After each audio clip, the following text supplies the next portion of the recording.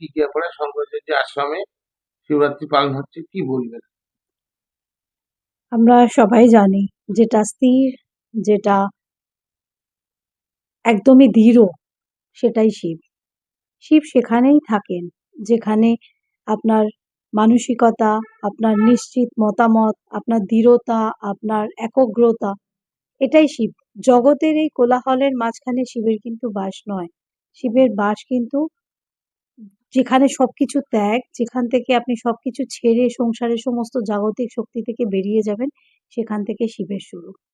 তো আমাদের এই মন্দির আর দেখতে দেখতে অনেক বছরই হয়ে গেল, এবং আমরা একদম নিষ্ঠার সঙ্গে ৪টি সময় মেনে, প্রহর মেনে কিন্তু আমাদের পুজো হয়, এবং প্রত্যেক প্রহরে আলাদা আলাদা করে, আলাদা নিয়ম নিষ্ঠা করে, আরতি করে, আলাদা রকমের ভোগ প্রসাদ দিয়ে কিন্তু প্রত্যেক বছরের ন্যায় এই বছরও আমাদের মন্দিরে পুজো হয়। এবং সবচেয়ে ভালো লাগার বিষয় এটা যে শুধুমাত্র কিন্তু হাওড়া টিকিয়াপাড়া সংলগ্ন এলাকার মানুষই এখানে জল ঢালতে আসেন না। এর ছাড়াও কিন্তু আশেপাশের অঞ্চল ছাড়াও, মানে ধরুন আপনার যেমন অন্যান্য হাওড়ার অনেক দূর দূর থেকেও কিন্তু লোক এখানে আসেন এবং জল ঢালেন। সন্ধেবেলা যদি আপনি আসতেন তাহলে বুঝতে পারতেন যে কিরকম রাশ হয় এখানে জল ঢালার জন্য। তো এটাই আমাদের প্রাপ্তি যে প্রত্যেকের কাছে শঙ্করাচার্যের এই আমাদের মন্দির একটা সুন্দর স্থান পেয়েছে, এবং যারাই আসেন তারা বলেন অদ্ভুত এক মন্দির আর অদ্ভুত এক এখানে অরা পাওয়া যায়, যেটা কিনা প্রচন্ড মানে পজিটিভ। এটাই আমাদের সবচেয়ে বড় ভালো লাগার বিষয়। এই থেকে ৬টা বছর কেটে গেলে এখানে দাদা মন্দির স্থাপিত হয়েছে, এবং দাদা বলছিলেন যে ৬ বছর ধরে এখানে এই শিবের আরাধনা করা হয় প্রত্যেক একদম। আর কি শিবরাত্রি উপলক্ষে। হুম।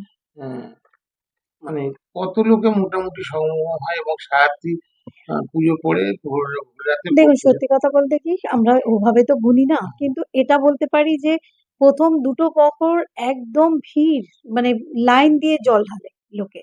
প্রথম থেকে শুরু হয় দুটো প্রহর, তারপরে খুব স্বাভাবিক যে মানুষের প্রত্যেক দিনের এত রাত্রির জাগা সম্ভব হয় না। তবে তারপরেও আপনি দেখুন মন্দিরে এখনো কিন্তু 100 জন কিন্তু ঘুরে বেড়াচ্ছে। তো সেই হিসেবে এবার আপনারাই বুঝে নিন তাহলে অন্যান্য সময় কত লোক আসেন পুজো দিতে। এটাই।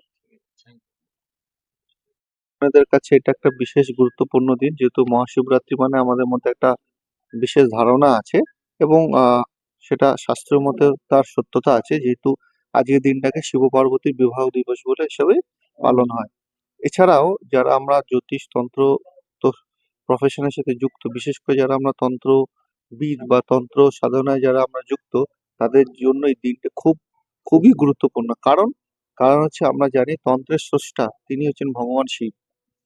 তো এই দিনটাকে, যেমন অনেকেই আছে মানে আহ, প্রচলিত বিষয়টা সেটা হচ্ছে যে এই দিন যারা মহিলারা শিবরাত্রি ব্রত পালন করে, যাদের বিশেষ করে বিবাহ সংক্রান্ত সমস্যা বা যাদের বিবাহ হয়নি, তাদের এই দিন ব্রত করলে যেমন ঐশ্বরিক একটা আলাদা আশীর্বাদ প্রাপ্তি হয়, এবং তার সাথে সাথে তাদের সমস্যাগুলো বৈবাহিক কেন্দ্রিক সমস্যাগুলো দূর হয়।